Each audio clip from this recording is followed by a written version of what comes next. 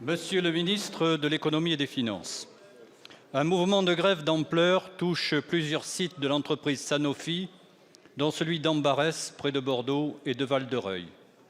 Ce mouvement de grève a été reconduit au sein des sites Sanofi, dont une partie des personnels réclame toujours des revalorisations salariales ainsi que la titularisation des 2/3 des contrats précaires.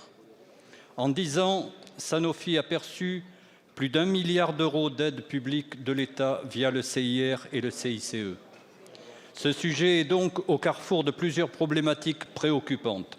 La pénurie de certains médicaments, d'une part, et les superprofits et logiques financières, d'autre part.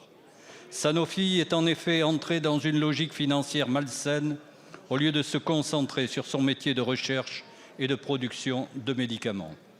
Elle avait déjà choqué en poursuivant ses licenciements alors qu'elle réalise des profits importants. À l'été 2022, c'était l'annonce de fermeture du site de recherche et développement de Chilly-Mazarin avec ses 1600 emplois.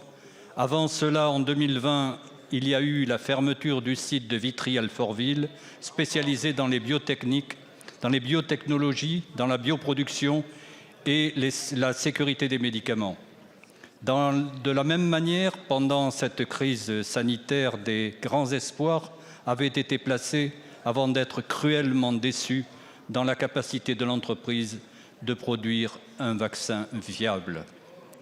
Ma question sera donc simple. Quelle contrepartie le gouvernement entend exiger de l'entreprise Sanofi en matière de maintien de l'emploi, de juste répartition des profits envers les salariés et d'investissement dans la recherche et la production des médicaments dont notre pays a cruellement besoin? Je vous remercie.